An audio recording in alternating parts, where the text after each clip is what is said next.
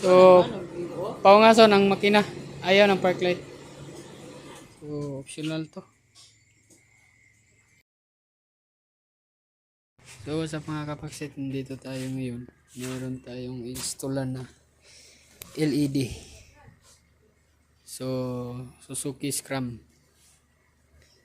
So, sa mga gustong mag-upgrade ng mala transformer na dating, yung Scram nyo. So, ganito lang.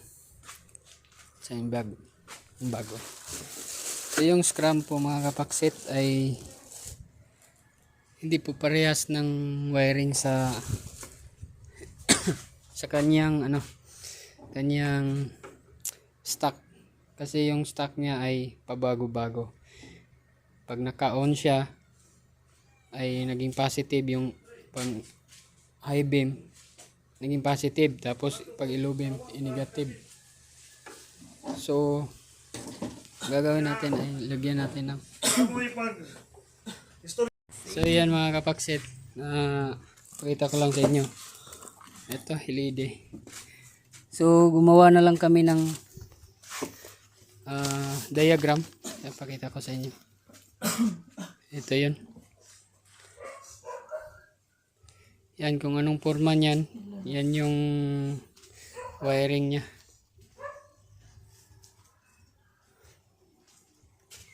So yan mga kapaksit, kailangan nating lagyan ng bagong switch. Kasi yun nga problema natin.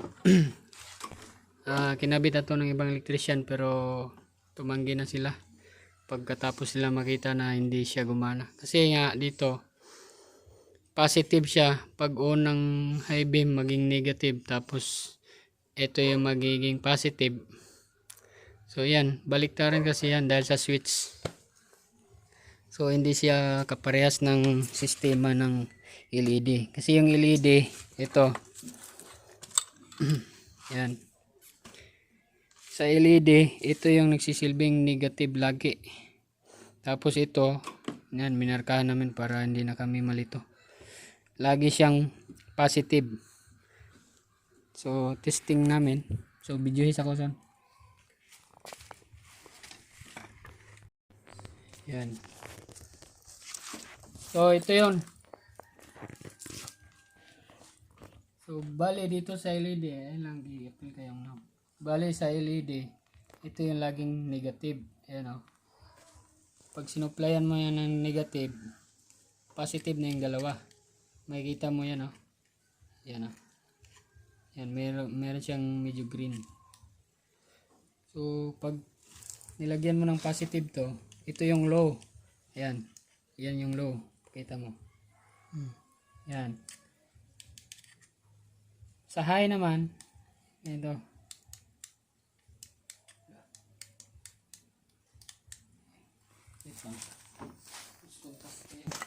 Ay ito.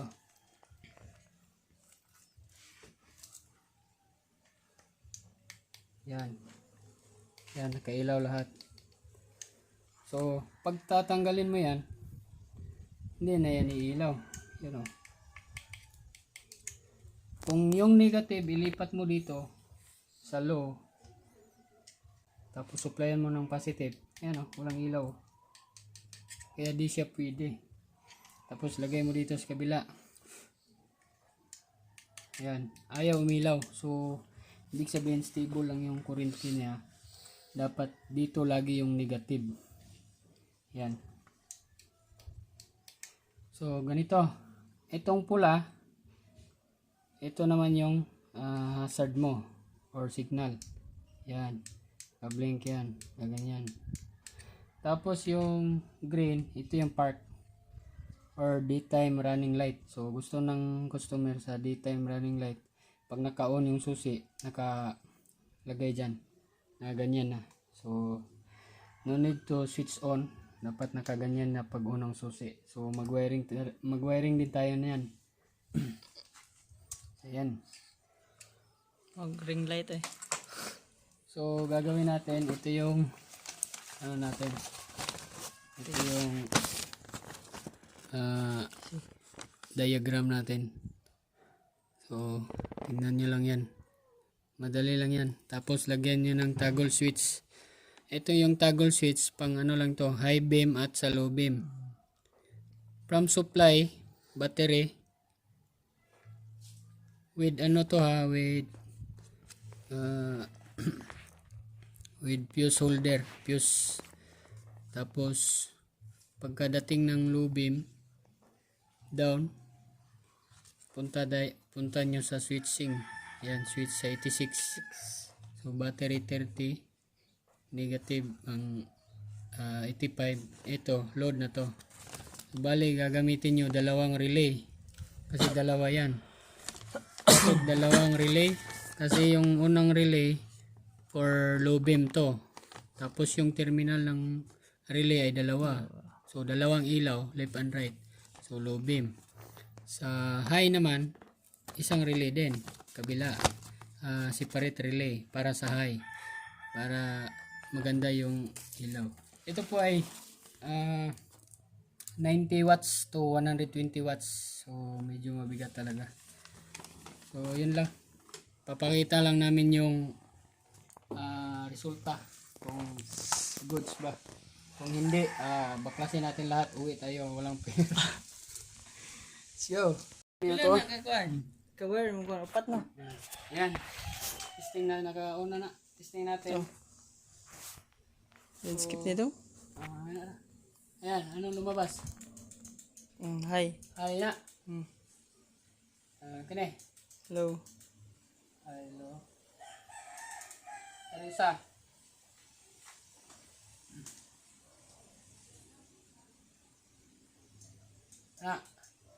Raptor. Raptor style. Raptor style. Ayan na. Okay kayo. Cool na to. Mura kasi guan ari tanawon. Dili klaro? Ari kay maglugos og katong ilo. Basta sa Ayan. goods.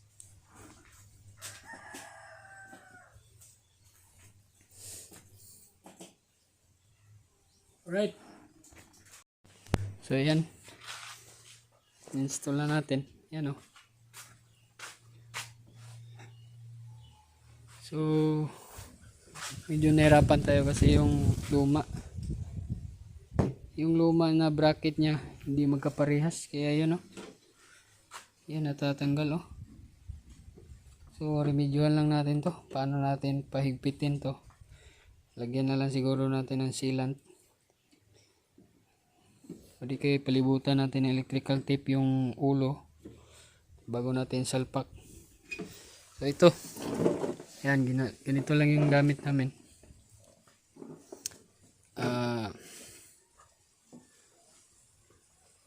Separate yung ano niya, yung negative, negative, high and low.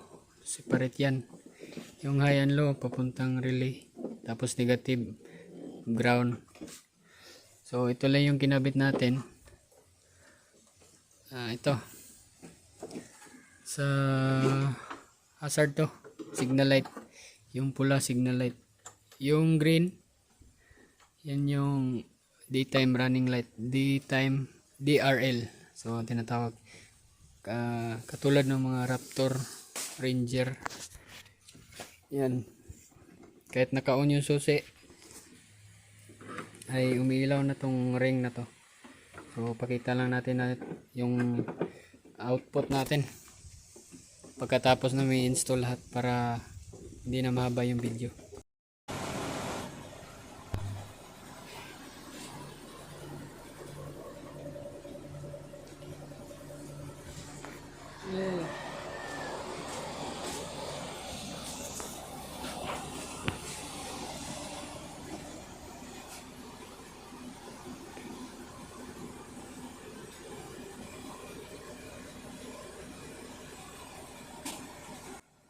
Ayun mga kabaksit, nag-check tayo. So medyo may problema yung headlight na LED.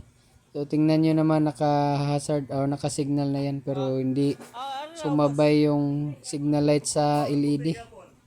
So yan, naka-daytime running light pa rin. So ang nangyari, pag nag-hazard lang na nakapatay yung makina ay gumagana siya. Pero pag naka-andar, naka-on yung susi, ay hindi gumagana yung signal. So, okay lang naman. Hindi natin alam kung problemado ba yung LED headlight. Kasi nga, mura lang din. So, ayan. Gumagana siya pag nakapatay yung makina. Ayan, medyo binatado. Pero pag naka-under siya ay hindi gumagana yung signal light. Naka daytime running light lang.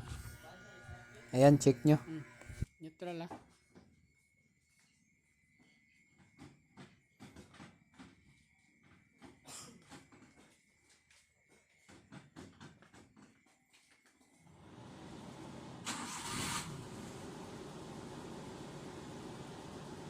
Yun.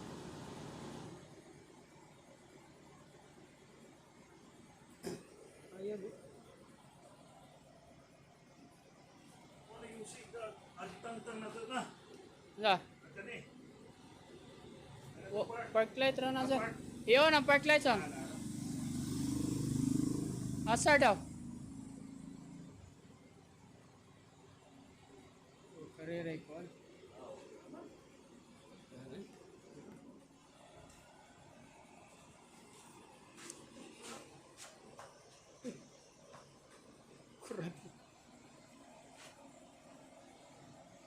So, yan na lang.